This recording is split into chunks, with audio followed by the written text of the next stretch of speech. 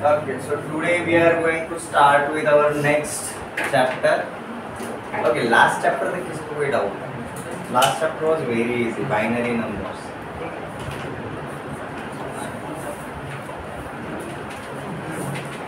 ये हमारा किसका चैप्टर है? 8th चैप्टर है, which is complex numbers.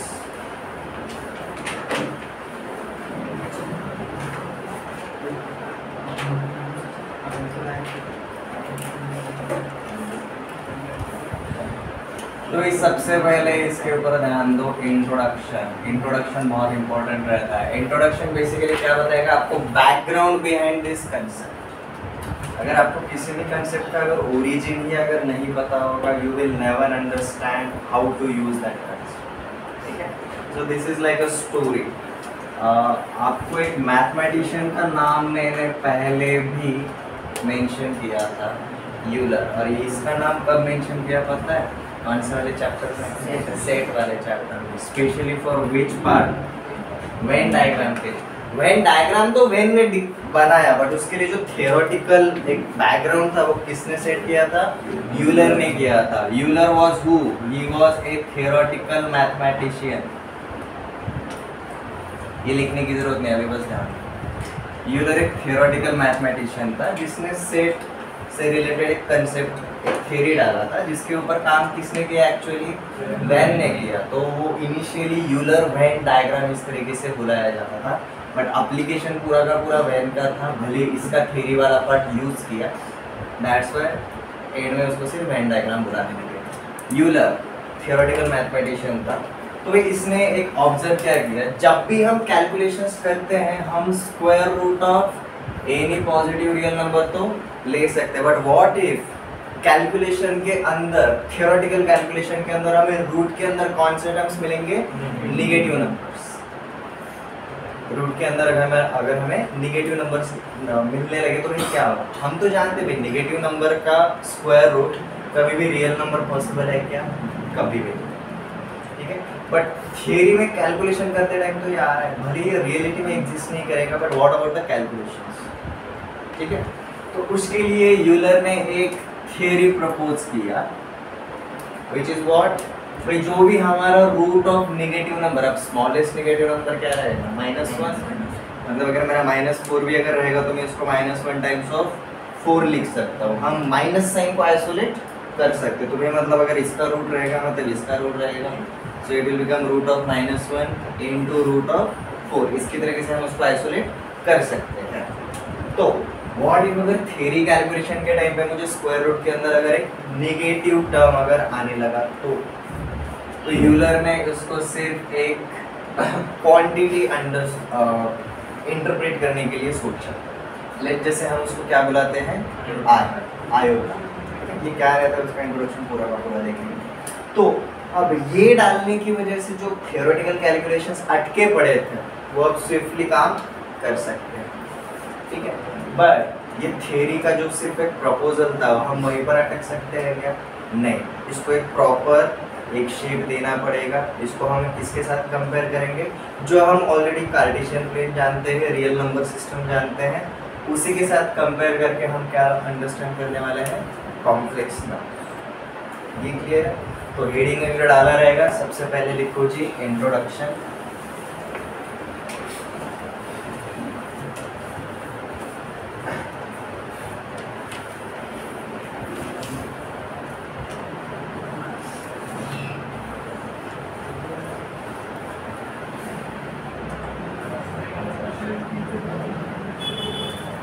देखो कॉम्प्लेक्स नंबर का अगर इंट्रोडक्शन देखना है, complex number will always be in the form of x plus i Y.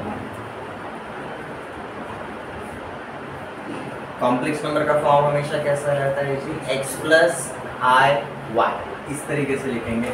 अब यहाँ पर x एंड y जो रहते हैं वो क्या रहते हैं जी? These are real numbers.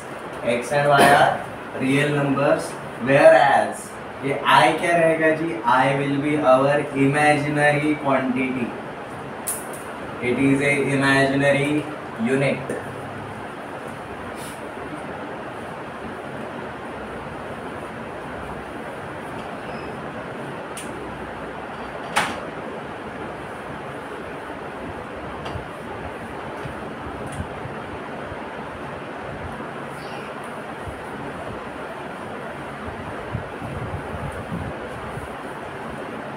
मतलब हमें कॉम्प्लेक्स नंबर का फॉर्म तो पता चल गया, ठीक है, कि किस तरीके से आता है। अब देखो इसको शॉर्ट में इंट्रोडक्शन के टाइम पे हम क्या देखेंगे, अब इसका application. Complex number it is an abstract quantity. ये रियलिटी में एग्जिस्ट करेगा क्या? बिल्कुल नहीं। एब्स्ट्रैक्ट का मतलब क्या है? अच्छी दिन जास्त त्रास होता है जा सकता।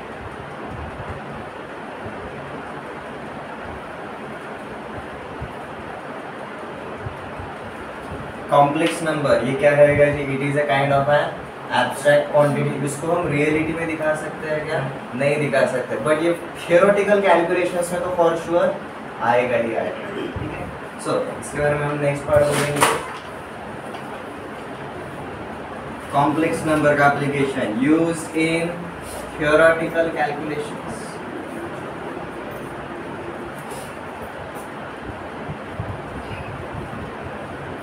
Used in theoretical calculations. अब इसका फायदा क्या होता है?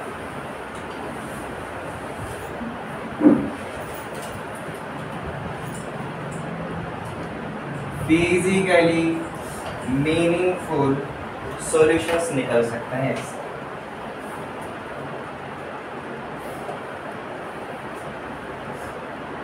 Physically meaningful solutions. अब जैसे कि अगर आपको क्वाड्रेटिक इक्वेशन अगर याद आ रहा होगा, डिस्क्रिमिनेंट के ऊपर हमारे 3 टाइपोलॉजी हमने देखे थे। When discriminant is less than 0, equal to 0 और ग्रेटर देन 0। जब लेस देन 0 था तो हमने क्या लिखा था? रूट्स के मामले। Roots are complex conjugate of each other. ये जो कॉम्प्लेक्स जो पार्ट हो रहा है वो वही, ठीक है।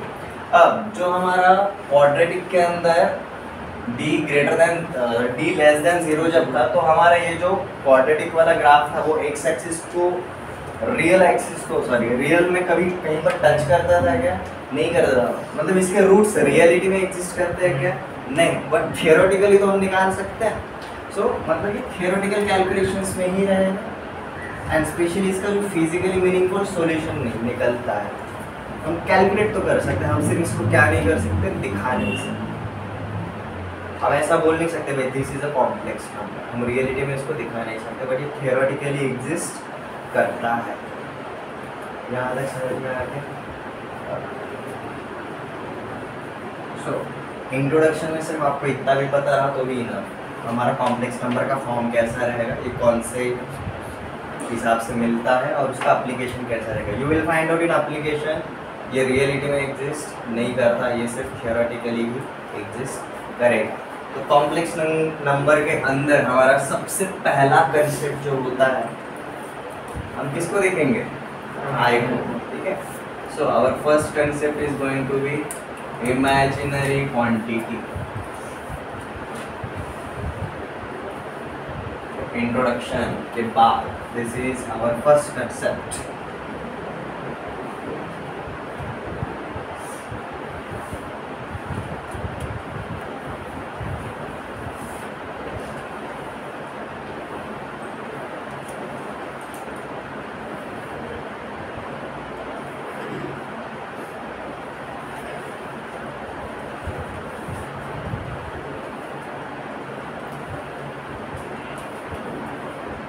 Square root of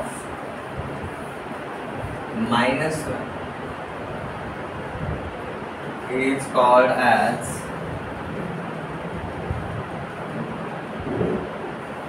imaginary quantity.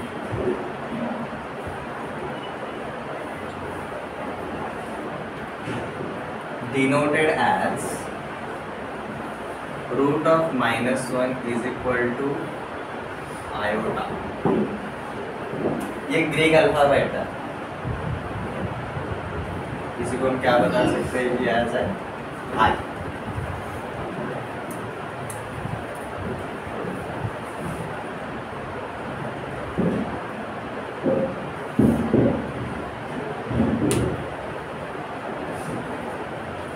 और देखो जब भी कोई नया कंसेप्ट आता है ना, वर्ल्ड वाइड कभी एक्सेप्ट नहीं होता है। गैलीलियो का नाम सुना है सबने? ठीक है। उसने बोला था कि भाई अर्थ सेंटर नहीं है यूनिवर्स, हमारे यूनिवर्स का बोल। सन के अराउंड हमारा अर्थ इवॉल्व होता है। एंड सेकेंड इधर ना वेनथ पैटर्न, उसको तो जेल में भी डाला था, उसका मतलब मेरे ख्याल से डेथ सेंटेंस भी दिया गया था। ठीक है, लाइक आप चर्च के अपोजिट में कैसे जा सकते हैं, लाइक दिस। तो जब भी कोई नया कंसेप्ट होता है वो वर्ल्ड वाइड या फिर सबके सब लोग एक्सेप्ट करते हैं क्या? नहीं। तो जब यूलर ने ये कंसेप्ट डाला था भाई कैलकुलेशन में जब भी square root of negative number आ रहा है तो हम उसको क्या लिखेंगे? आई लिखेंगे। सिर्फ यहाँ पर सेटिस्फेक्शन हो सकता था क्या? नहीं, क्योंकि भाई रियल नंबर रियल एक्सिस पे दिखा सकते हैं, कार्टेशियन प्लेन के ऊपर दिखा सकते हैं। What about the complex number, ये कहाँ पर दिखा सकते हैं? तो उसने क्या किया, जो हमारा ऑलरेडी एक रियल नंबर वाला एक सिस्टम है उसी को एडजस्ट एक सिस्टम क्रिएट किया। जैसे कि अगर हम रियल नंबर अगर हम कार्टेशियन प्लेन पे दिखाते हैं, उसने कॉम्प्लेक्स नंबर के लिए कौन सा प्लेन इंट्रोड्यूस किया? आर्गन प्लेन इंट्रोड्यूस किया।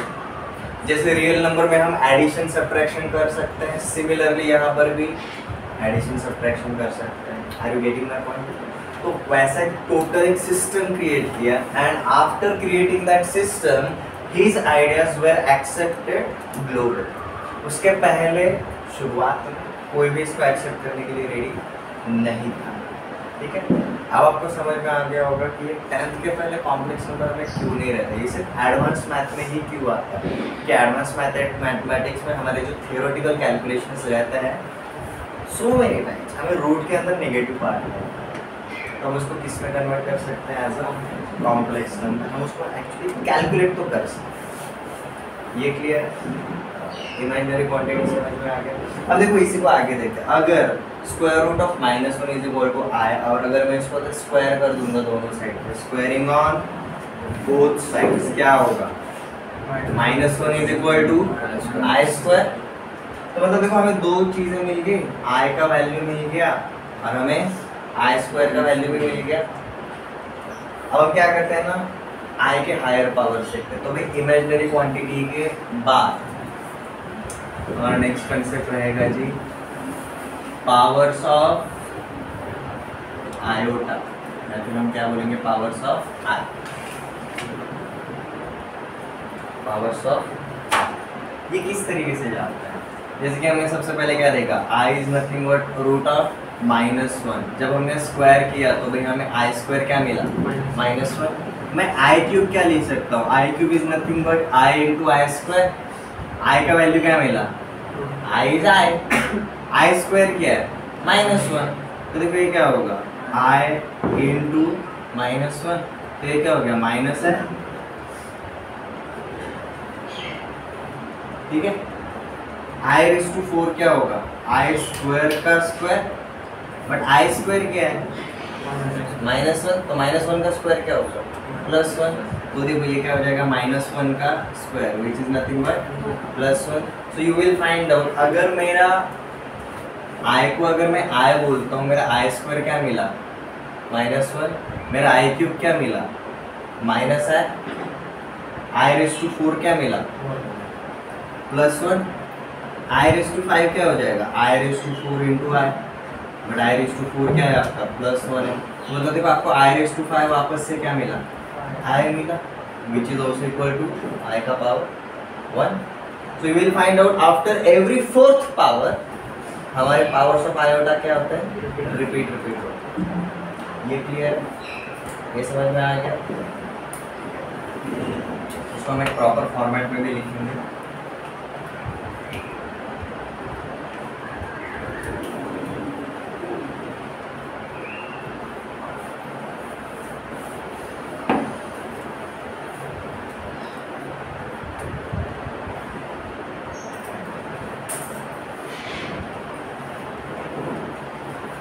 मतलब i का पावर 1 रहेगा तो i स्क्वायर रहेगा तो -1, i क्यूब रहेगा तो -i, i⁴ रहेगा तो +1, i⁵ दिया तो वापस से हमें क्या मिलता है? i मिलता है। तो हम क्या बोलते हैं जी, i का पावर जब भी 4n+1 रहेगा, ये वैल्यू हमेशा कितना जाएगा? i। जब i का पावर 4n+2 रहेगा, ये हमेशा कितना जाएगा? -1। जब i का पावर 4n+3 रहेगा, ये हमेशा जाएगा माइनस आए, और जब जब आई का पावर सिर्फ 4n 4 का मल्टीपल होगा तब ये वैल्यू कितना रहेगा हमेशा 1। पावर्स ऑफ आयोटा ये 4 में ही रूल रहेगा। ये क्लियर है? हम कॉम्प्लेक्स नंबर में जाने से पहले हमें आई के बारे में सब कुछ पता होगा।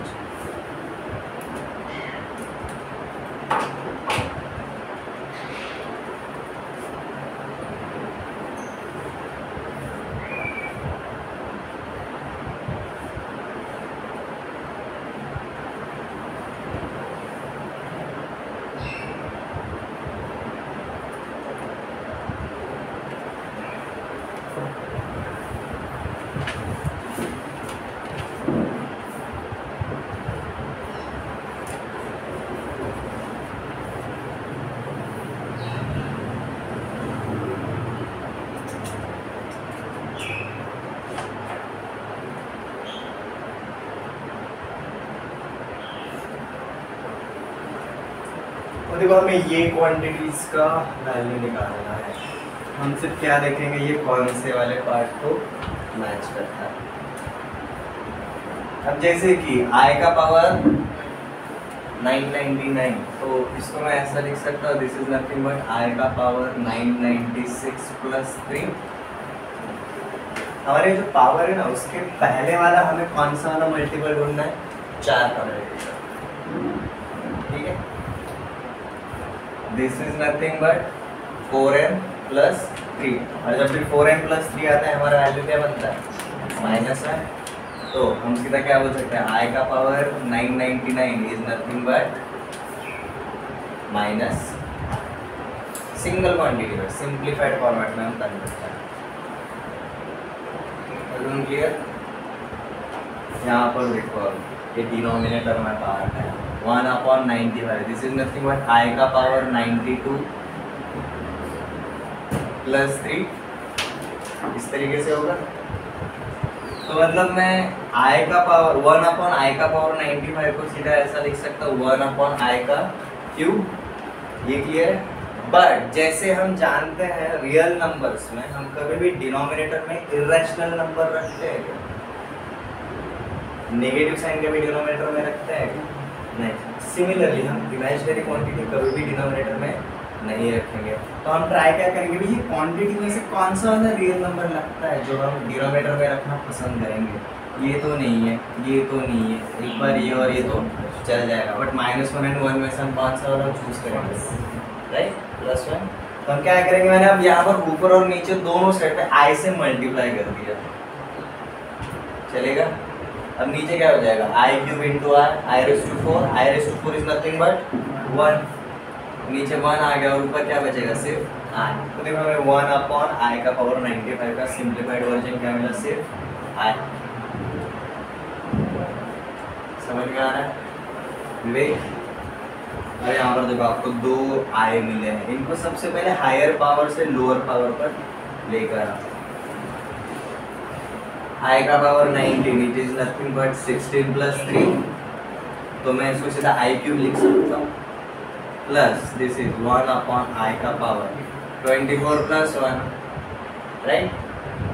बाद में इसका स्क्वायर करना है। तो देखो ये 4 के मल्टीपल है वो मेंशन नहीं किए तो भी आपका काम हो जाता है। तो देखो क्या हो जाएगा, ये i³ प्लस 1/i का स्क्वायर। पहले ब्रैकेट को सिंप्लीफाई करो, ये क्या हो जाएगा इसका, ये i⁴ प्लस 1/i, ये क्या हो जाता है, देखो i⁴ is nothing but 1 plus 1 2/i आ गया। हमें क्या मिला जी, 2/i का होल स्क्वायर। ठीक है, अब स्क्वायर कर देते हैं, 2 का स्क्वायर क्या आ जाएगा 4, i का स्क्वायर क्या बनेगा i² is nothing but -1, right. i² is -1 और माइनस साइन नीचे तो नहीं रहेगा, सीधा ऊपर आ जाएगा, तो हमें आंसर क्या मिलता है, -1। Powers of iota is the most important concept before entering into complex number। आपको i के साथ क्या क्या होता है, क्या क्या नहीं, ये आपको समझ में आना चाहिए। I के powers after every fourth power the value is going to repeat itself. It's just like simple harmonic motion. Simple harmonic motion is like a periodic motion. Particular period continuously होता है. यहाँ पर 4 पावर्स का एक period है.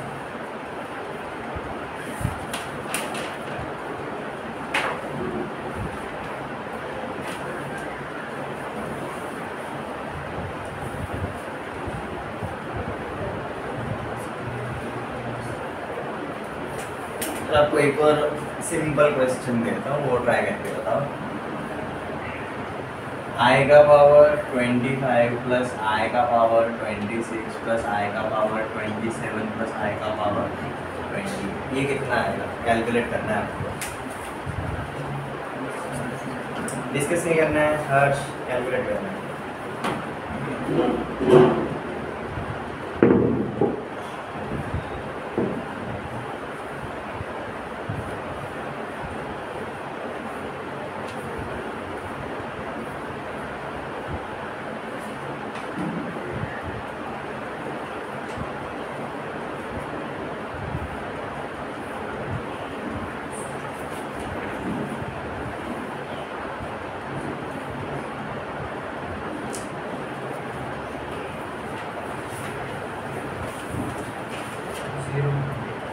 Zero आया सबका answer.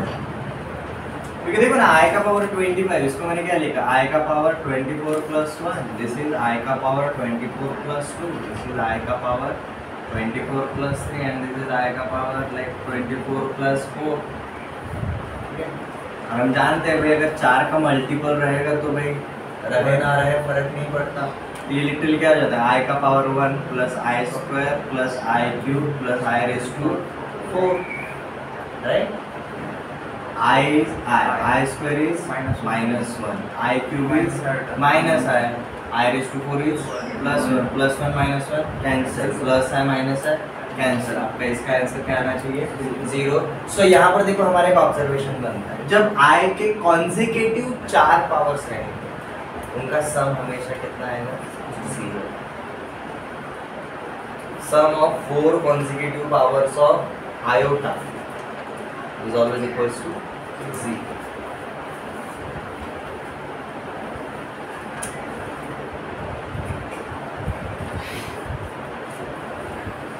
Sum of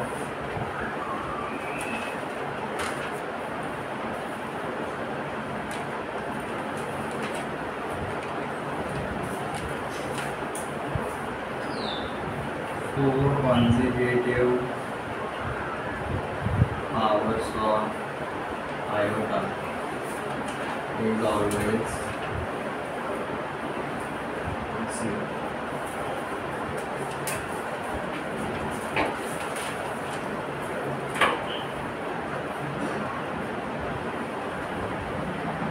iota के मामले में हमें इतना पता होना चाहिए. आई मतलब क्या रहता है? Root of -1, i square is -1, i cube is minus I raised to 4 is plus 1. After every fourth power value is going to repeat itself. यहाँ तक क्लियर है? अब हम एंट्री मारेंगे कहाँ पर? Complex number. What is exactly complex number?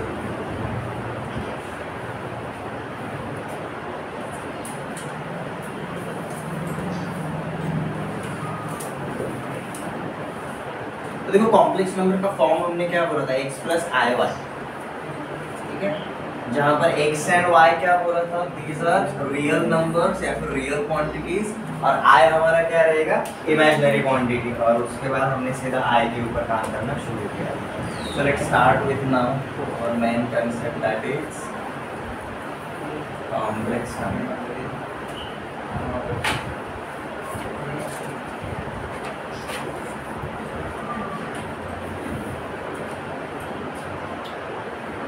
देखो शुरुआत में इंट्रोडक्शन में हमने क्या लिखा? कॉम्प्लेक्स नंबर का एक फॉर्म लिखा था हमने, x प्लस आई वाई. ऐसा जरूर नहीं कि आपको x एंड y की टर्म में लिखना है, किसी भी टर्म में लिख सकते हैं. जैसे हम रियल नंबर को r करके दिखाते हैं, कॉम्प्लेक्स नंबर को कैपिटल C करके दिखाया जाएगा. ठीक है.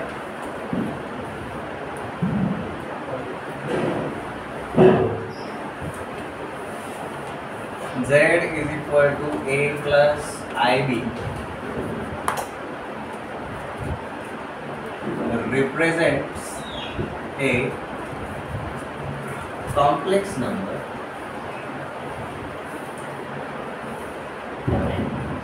where small a and small b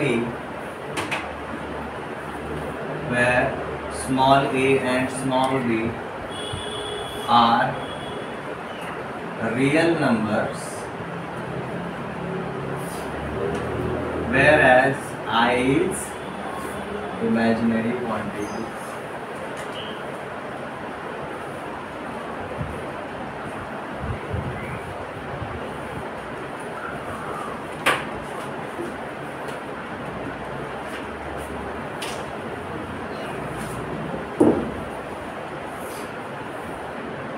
हमने क्या बोला z is equal to a plus i b. अब देखो यहाँ पर इमेजिनरी क्वांटिटी के साथ कौन है, b है यहाँ पर, ठीक है। तो यहाँ पर हम क्या बोलेंगे, ये वाला जो पार्ट रहता है a, it is called as real part of complex number, that is real part of z।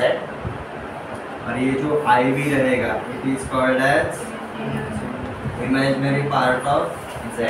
z क्या है अपना, z is any complex number.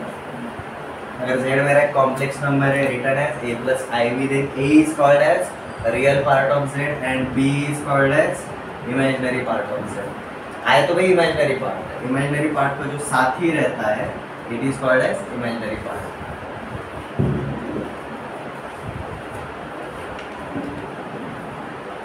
ठीक है, i का वैल्यू चेंज नहीं हो रहा है, i is always root of -1, root of -1। ठीक है, अब देखो यहाँ पर इमेजिनरी पार्ट अगर 0 हो गया तो सिर्फ क्या बचेगा, रियल बचेगा, सिर्फ रियल नंबर बचेगा। और अगर ये रियल पार्ट अगर 0 हो गया तो सिर्फ इमेजिनरी नंबर बचेगा। तो यहाँ पर हम क्या बोल सकते हैं, if b is equal to 0 then z is equal to हमारा क्या हो जाएगा, सिर्फ a आ जाएगा। और हम इसको क्या बुलाएंगे, when z is equal to a, it is also called as purely real complex number. If b is equal to 0, then z becomes only a, which is purely real complex number. And similarly, if a is equal to 0, then हमारा z क्या बन जाता है जी, i times of b, सिर्फ आपका imaginary part के साथ आएगा। Then it is called as purely imaginary complex number।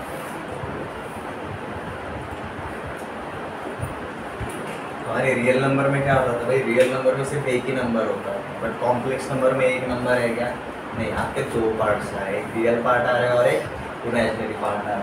अगर इमेजिनरी पार्ट 0 रहेगा तो कॉम्प्लेक्स नंबर को हम क्या बुलाएंगे, प्योरली रियल। और अगर रियल पार्ट अगर 0 रहेगा तो कॉम्प्लेक्स नंबर को हम क्या बुलाएंगे, प्योरली इमेजिनरी। ये क्लियर है? तो मतलब देखो कॉम्प्लेक्स नंबर में सिर्फ दो ही चीज़ है, एक रियल पार्ट रहेगा, एक इमेजिनरी पार्ट रहेगा। रियल पार्ट अगर नहीं रहेगा प्योरली इमेजिनरी रहेगा, इमेजिनरी पार्ट अगर नहीं रहेगा तो कॉम्प्लेक्स नंबर प्योरली रियल रहेगा। बट अगर दोनों अगर नॉन जीरो रहे तो obviously it will be called as complex number, वहाँ पर रियल पार्ट भी as well as imaginary part भी रहेगा।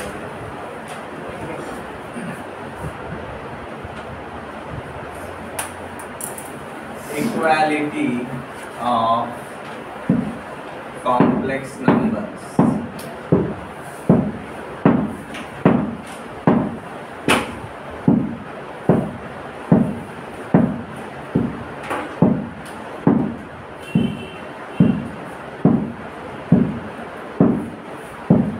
Let Z1 is equal to A1 plus IB1 and Z2 is equal to A2 plus IB2 are two given complex numbers. Are two given complex numbers. Then we can say complex number Z1 is equal to complex number Z2 if and only if A1 is equal to A2 and B1 is equal to B2. इनका real part भी same होना चाहिए as well as इनका imaginary part भी same होना चाहिए, तब भी हम क्या बोल सकते हैं, our given two complex numbers are equal.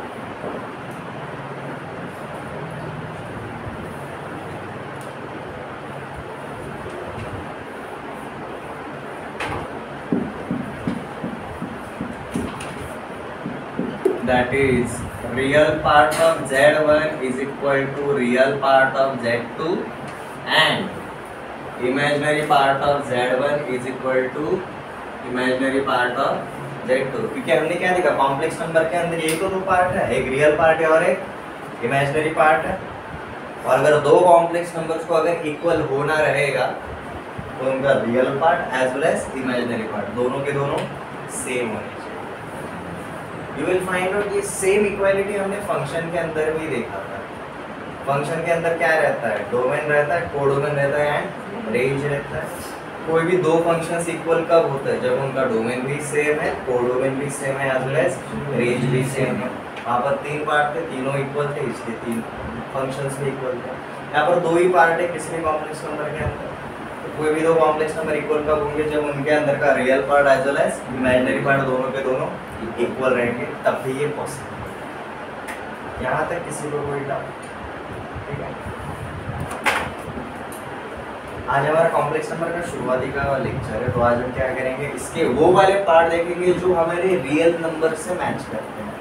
Like addition, subtraction of real numbers हम कैसे करना होता है वहाँ अच्छे से जानते हैं.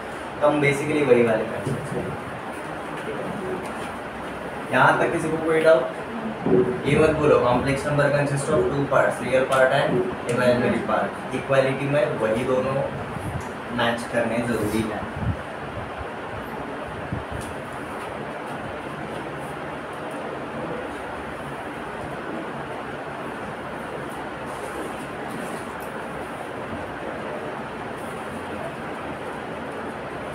Our next topic is operations on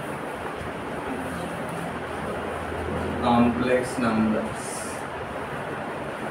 Operations on complex numbers. इसमें से हमारा पहला वाला ऑपरेशन कौन सा रहेगा जी?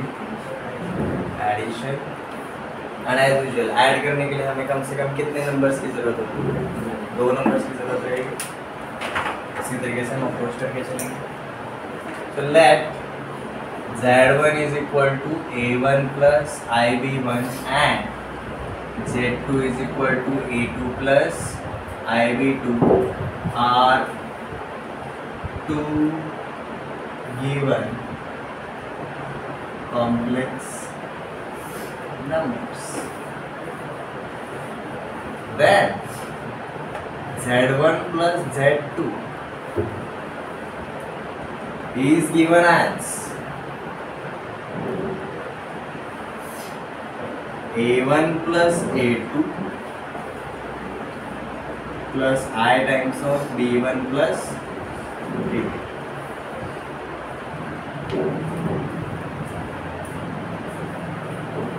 आपके देखो रियल और रियल पार्ट का एडिशन होगा एंड इमेजिनरी पार्ट का एडिशन.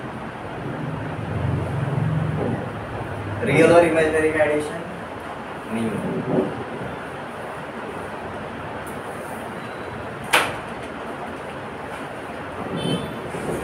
तो यहाँ पर हम सीधा एक ऐसा बोल सकते हैं, अगर Z1 एंड Z2 अगर इंडिविजुअली कॉम्प्लेक्स नंबर है तो Z1 प्लस Z2 ये भी क्या रहेगा, एक कॉम्प्लेक्स नंबर. दो रियल नंबर्स का एडिशन अगर एक रियल नंबर आता है तो दो कॉम्प्लेक्स नंबर का एडिशन भी क्या आएगा, एक कॉम्प्लेक्स नंबर ही आएगा. और एक कॉम्प्लेक्स नंबर के अंदर क्या रहता है, तो इसका रियल पार्ट रहता है और उसका इमेजिनरी पार्ट रहेगा. बराबर है. तो अगर हम Z1 प्लस Z2 का अगर कॉम्प्लेक्स नंबर को करके चले तो देखो इसका रियल पार्ट क्या है, real part of Z1 plus Z2 is equal to real part of Z1 plus real part of Z2। Similarly imaginary part of Z1 plus Z2 कितना रहेगा? Imaginary part of Z1 plus imaginary part of Z2।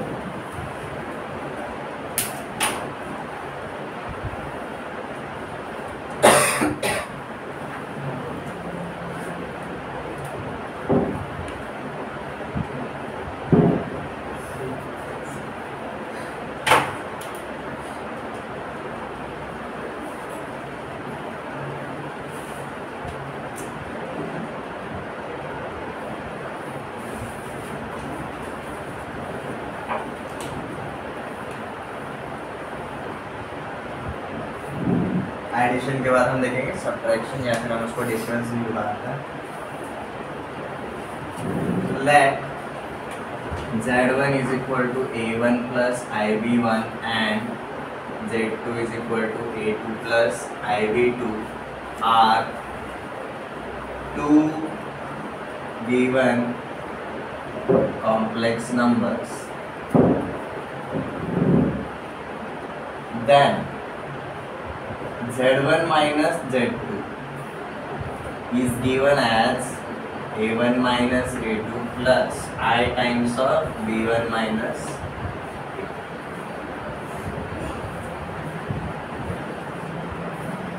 यहाँ पर क्या होगा जी? This is real part of Z1 minus Z2 and this is imaginary part of Z1 minus Z2.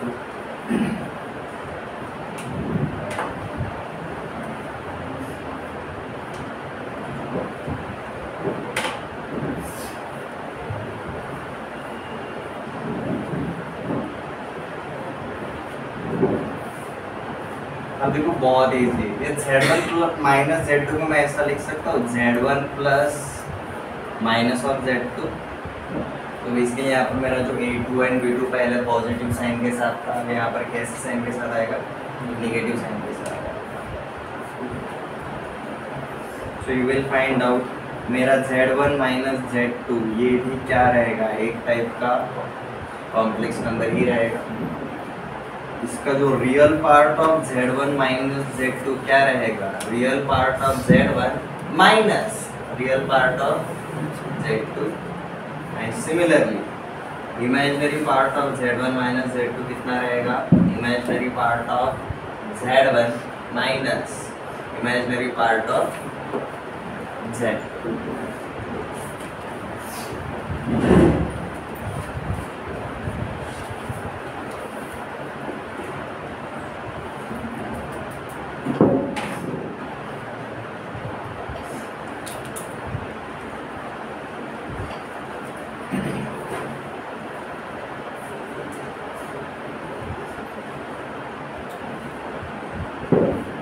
दूसरे operation तक किसी को कोई डाउट? एडिशन सब्ट्रैक्शन बहुत ही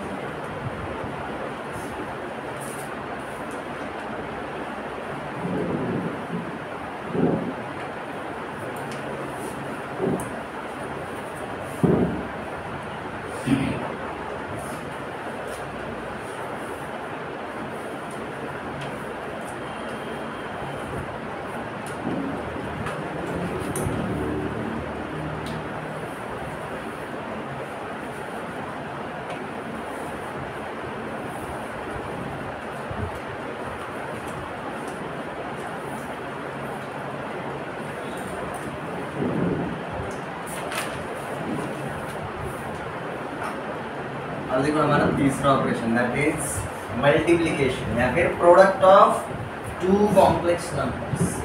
अब देखो एडिशन सब्ट्रैक्शन में इजी था, रियल के साथ जा रहा है, इमेजिनरी के साथ जा रहा है। बट जब प्रोडक्ट होता है तब क्या होगा? आपका हर एक पार्ट के साथ इंट्रोड्यूस होगा ही होगा। इसका सीधा फॉर्मूला नहीं रखेंगे, आता कैसा है वो भी देखेंगे। तो वही late Z1 is equal to A1 plus IB1 and Z2 is equal to A2 plus IB2। ये क्या है जी? हमारे गिवन टू कॉम्प्लेक्स नंबर्स हैं। देखो इनके साथ क्या होता है, हमें क्या फाइंड आउट करना है? Z1 इंटू Z2 ये फाइंड आउट करना रहेगा। तो देखो Z1 का वैल्यू डाला मैंने, ये A1 plus IB1 multiplied with A2 plus IB2। देखो हर एक पार्ट को हर एक पार्ट के साथ मल्टीप्लाई करना है। सबसे पहले A1 किसके साथ मल्टीप्लाई होगा, हर एक के साथ A2 प्लस IB2 के साथ, प्लस IB1 भी किसके साथ मल्टीप्लाई होगा, हर एक के साथ A2 प्लस IB2 के साथ। अब देखो क्या होता है, A1 into A2, A1 A2, A1 into IB2, I times of A1 B2। यहाँ पर देखो क्या होता है, I times of A2 B1 शुरुआत में। अरे यहाँ पर देखो IB1 into IB2, B1 B2 होगा but I into I square होगा, और I स्क्वायर कितना होता है, ठीक है। तो यहाँ पर लिखेंगे कैसा हम, I स्क्वायर B1 B2, और ये मत भूलो अब I स्क्वायर मतलब क्या रहेगा आपका, -1 आ जाएगा, ठीक है। अब जैसे ही I स्क्वायर -1 डाला तो you will find out I वाला क्वांटिटी कुछ जगह पर है और कुछ जगह पर I वाला क्वांटिटी है ही नहीं। जहाँ पर I नहीं होता वो कौन सा पार्ट होता है, वो रियल पार्ट होता है। जहाँ पर I होता है वो इमेजिनरी पार्ट होता है। तो देखो हम इसको सिंप्लीफाई करेंगे तो कैसे मिलेगा, ये A1 A2 यहाँ का I स्क्वायर -1 हो गया, तो ये प्लस साइन का क्या हो जाएगा, माइनस साइन हो जाएगा, और सिर्फ B1 B2 बचा। तो देखो ये क्या हो जाएगा, A1 A2 minus B1 B2। अब यहाँ पर दोनों जगह से मैं I कॉमन ले सकता हूँ। यहाँ से अगर मैंने I कॉमन लिया तो देखो क्या मिला जी मुझे, A1 B2 plus A2 B1, या फिर B1 A2 आप कोई भी बोल सकते हो, प्रोडक्ट ही है। तो ये हमें अल्टीमेटली क्या मिला जी, Z1 इंटू Z2।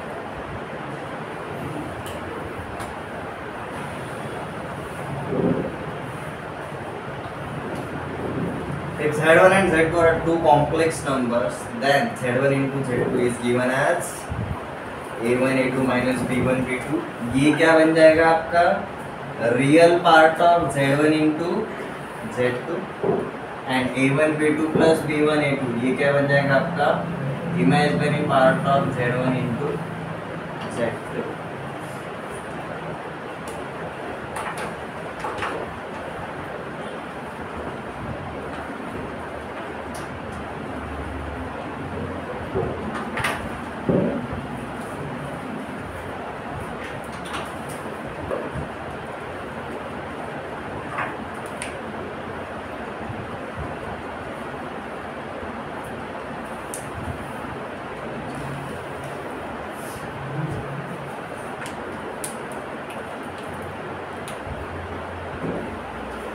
मल्टीप्लिकेशन समझ में आया। You will find out addition and subtraction से थोड़ा सा कॉम्प्लिकेटेड लगेगा, बट 2-3 बार देखोगे you will find out quite interesting, easy to understand.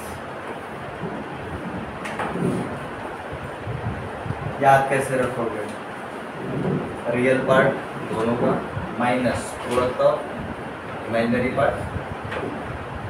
यहाँ पर देखो एक का रियल पार्ट दूसरे के इमेजिनरी के साथ है, एक का रियल पार्ट दूसरे के इमेजिनरी पार्ट के साथ। तो फॉर्मूले आराम से आप रख सकते हो, बहुत ही इजी। मल्टीप्लिकेशन समझ में आया। तो डिवीजन के ऊपर जाने से पहले एक छोटा सा कंसेप्ट है, that is called as multiplicative inverse or reciprocal.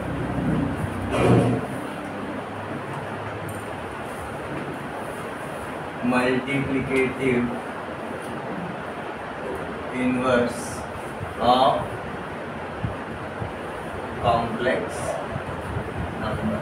अब ये एग्जैक्टली होता क्या है, let z is given as a plus ib, then 1 by z is called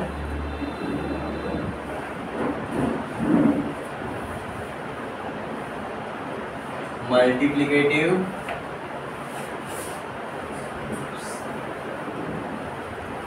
ये समझ में आ रहा है।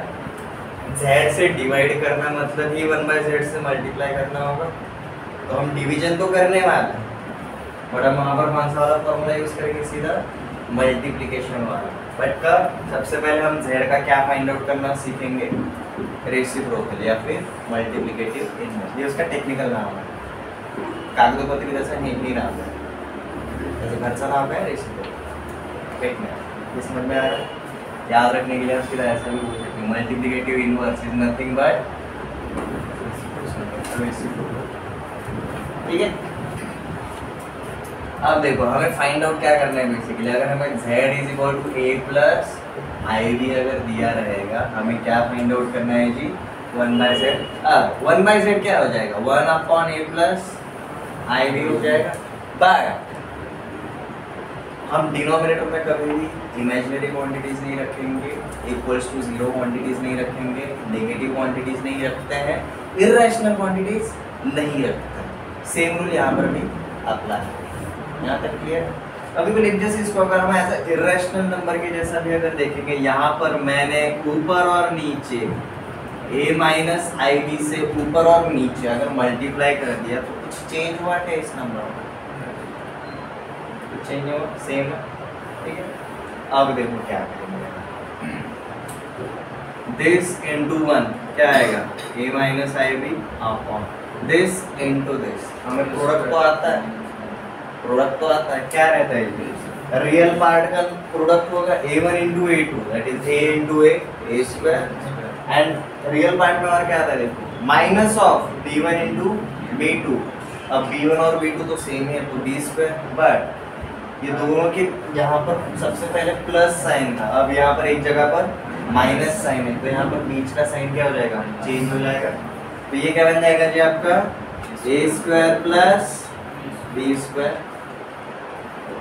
प्लस आई टाइम्स ऑफ, अब देखो ये क्या अपना next part, a1 b2 plus b1 a2, a1 b2 that is minus of ab, b1 a2 that is plus of ab, तो i times of ab minus ab ऐसा आता है। ये क्या हो जाएगा, 0 हो जाएगा, मतलब इमेजिनरी क्वांटिटी कुछ बचा क्या, नहीं। तो देखो हमें बेसिकली क्या मिलता है, if z is equal to a plus i b then 1/z is equal to a minus i b upon a square plus b square. ये क्या बन गया ये हमारा रेसिप्रोकल या फिर multiplicative inverse of complex number. अब मतलब देखो मैं क्या करने वाला हूँ, ये लेने के पीछे रीजन क्या है, अगर मुझे बोला जाएगा z से डिवाइड करना है तो मैं सीधा क्या करूँगा, 1/z से मल्टीप्लाई। ये समझ में आ रहा है करने के पीछे पर्पस, क्योंकि भाई हमें मल्टीप्लाई करना आता है, डिवाइड करना हमें जानते आता है, इसलिए ये करना।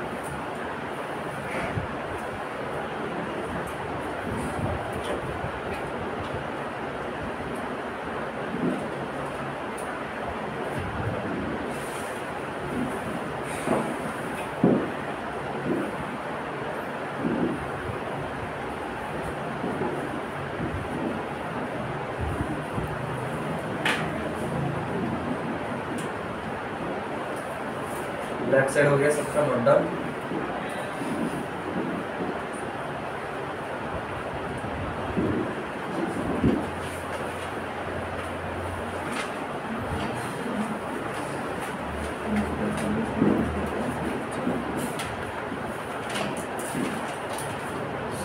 यस वो एक्सप्लेन करें, ये वाला पर a square plus b square कैसे? अच्छा वो कैसे आता है, आराम से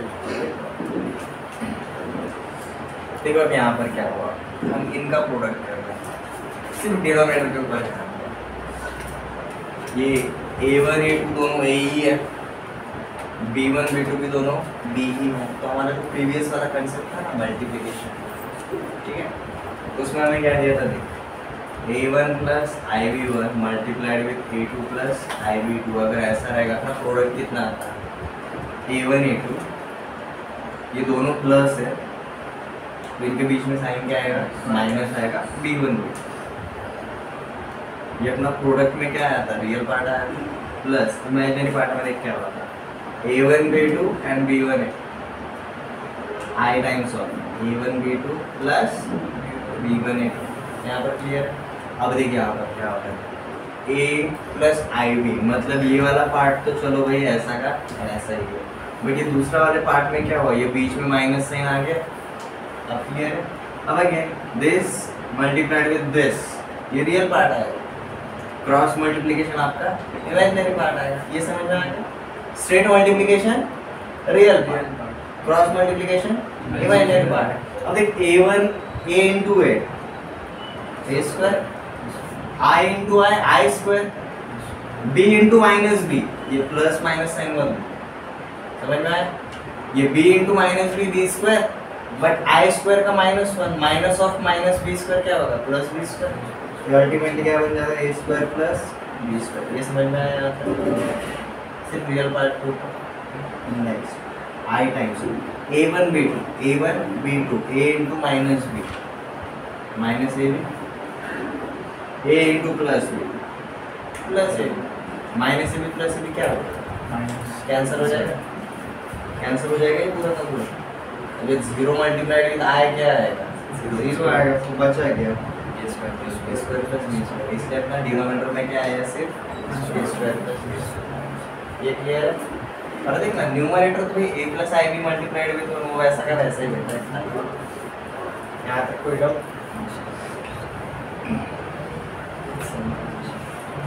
I will suggest complex number के लिए आप सबसे पहले ना 11th का जो अपना स्टेट बोर्ड वाला टेक्स्ट बुक है वहाँ से शुरू करो। मैंने जो आपके कंसेप्ट्स किए उसी तरीके से सबसे पहले आपको इंट्रोडक्शन रहेगा, उसके बाद इमेजिनरी क्वांटिटी रहेगा, उसके बाद पावर्स ऑफ आयोटा रहेगा, फिर कॉम्प्लेक्स नंबर शुरू हो जाएगा। कॉम्प्लेक्स नंबर जैसे ही शुरू होता है you will find out real part of complex number, imaginary part of complex number, दोनों के ऊपर ही काम होता है। कुछ क्वेश्चंस दिए रहेंगे, after that they will go for operations on complex number, क्योंकि भाई नंबर है तो भाई उसके ऊपर ऑपरेशन होना चाहिए। And we always start with basic operations, addition, subtraction, multiplication and division. अब ये हम डिवीजन के ऊपर जाने से पहले ये देखें, ये क्लियर। फिर हमारा next operation is division of complex numbers. So again, let z1 is equal to a1 plus ib1 and z2 is equal to a2 plus ib2. Then division of two complex numbers, that is z1 upon z2 is given by, अब देखो z1 upon z2 को मैं ऐसा लिख सकता हूँ क्या, z1 multiplied with 1 upon z2, ये लिख सकता हूँ। मतलब अगर मुझे z2 दिया रहेगा तो मुझे क्या फाइंड आउट करना है 1 अपॉन z। ये क्लियर है। इसके लिए हम कौन सा वाला कंसेप्ट यूज करेंगे, हमारा प्रीवियस वाला। अगर मुझे z पता है a प्लस ib, तो देखो 1/z क्या होगा, अब ऑब्जर्वेशन करेंगे, सीधा मल्टीप्लिकेटिव इनवर्स करने का बहुत सिंपल है। z इज इक्वल टू क्या है a प्लस ib, और मुझे क्या फाइंड आउट करना है 1 अपॉन z। अब देखो ये a प्लस ib न्यूमरेटर में क्या बचा a माइनस ib, हमारा जो इमेजिनरी पार्ट है उसका साइन क्या हो गया चेंज हो गया, प्लस था तो माइनस हुआ, माइनस नहीं होता हमेशा चेंज हुआ, जो अगर प्लस था तो माइनस हुआ, अगर यहाँ पर माइनस रहता तो यहाँ पर प्लस होगा। ठीक है, तो देखो पहला वाला पार्ट। और दूसरा वाला पार्ट क्या है भाई, ये जो रियल पार्ट है और ये इमेजिनरी पार्ट है उनके स्क्वायर का एडिशन, आई नहीं आ रहा है साथ, आई तो है ही नहीं साथ। ये क्लियर है। तो सिमिलरली अब यहाँ पर z1 को मैं क्या लिखूंगा a1 प्लस ib1 लिखूंगा, 1 अपॉन z2 को क्या लिखूंगा इसके टर्म में भाई, न्यूमरेटर में रहेगा a2 माइनस ib2 और नीचे रहेगा जी a2 square plus b2 square, ये बन जाएगा आपका 1 अपॉन z2। और अब देखो सिर्फ न्यूमरेटर और न्यूमरेटर में ही कॉम्प्लेक्स नंबर्स है, क्योंकि आपका डिनोमिनेटर तो रियल पार्ट बन गया, बराबर। ये क्लियर है। तो आपको सिर्फ अब क्या करना है, ऊपर वालों का मल्टीप्लिकेशन करना है। ये क्लियर है। तो देखो डिनोमिनेटर पहले सबसे पहले बाजू में ले लो, चाहे a2 square plus b2 square, बाजू में ले लिया। अब सिर्फ अंदर क्या करना है, ब्रैकेट के अंदर आपको a1 plus ib1 multiplied with a2 minus ib2, आपको सिर्फ यही करना है, ये ब्रैकेट को सॉल्व करना है। और प्रोडक्ट हम जानते हैं करना बहुत इजी है। ये क्या आ जाएगा 1 upon a2 square plus b2 square multiplied with यहाँ पर a1 a2 b1 into b2 b1 b2 i into minus I square is -1, तो माइनस आई स्क्वायर क्या होगा +1। ठीक है, आपको क्या मिलता है कि यहाँ पर A1 A2 plus B1 B plus I times A1 multiplied with IB2 and B1 multiplied with A1, तो आपको क्या मिलता है यहाँ पर B1 A2 माइनस A1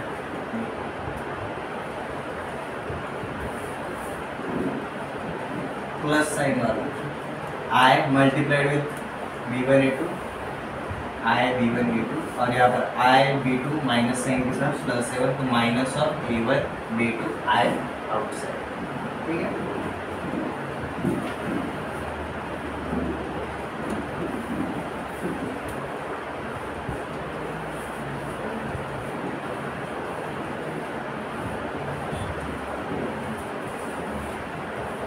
तो देखो भाई हमें लिटरली क्या मिला, Z1 upon Z2 is equal to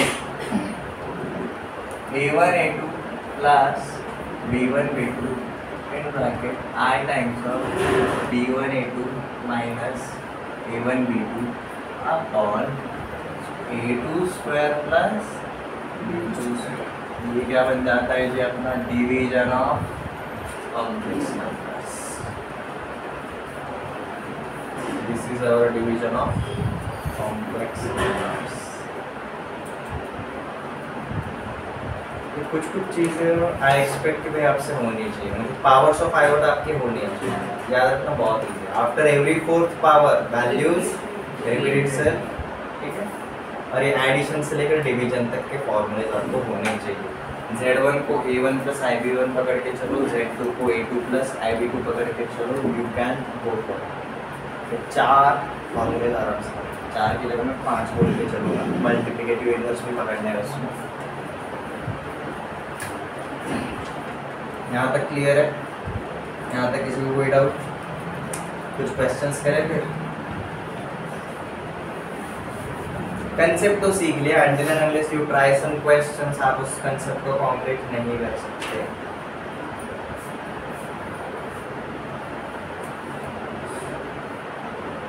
Calculate number 1 7 plus 3i plus in bracket 5 minus 4i multiplied with 2 minus i।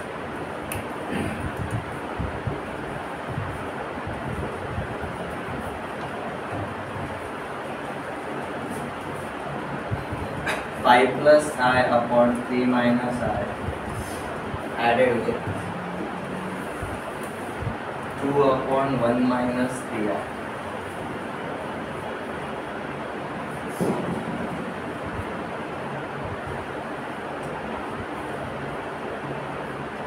One plus I upon 1 minus I।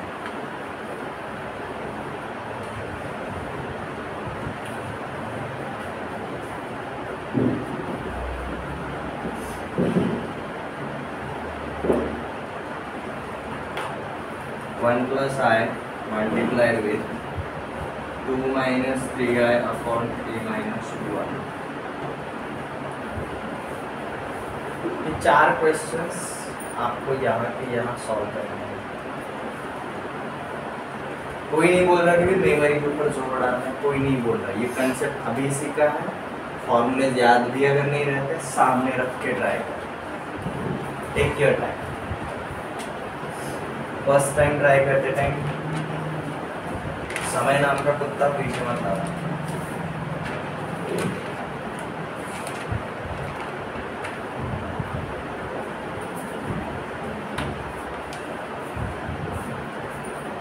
ये लेफ्ट साइड नोट डाउन हो गया सबका।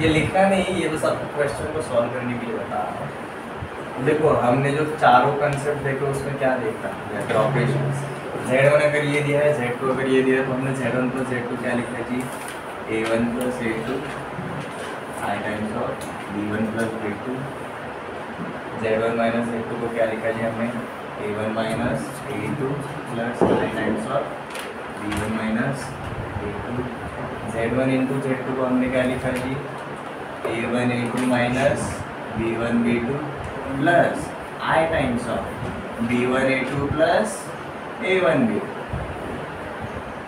Z1 अपॉन Z2 को हमने क्या A1 A2 plus B1 B2, यहाँ पर I times of B1 A2 minus B1 B2, but एक चीज एक्स्ट्रा है, that is A2 square plus B2 square. अभी सारे के सारे फॉर्मूलेस जब एट टाइम नजरों के सामने होते हैं ना, you will find out the pattern between that. Product में और डिवीजन में कंपेयर कर सकते हो, इधर माइनस है इधर प्लस है, इधर जो प्लस है इधर माइनस है, ठीक है। फॉर्मूला सामने रखो, क्वेश्चंस के लिए ट्राई करो। ओके,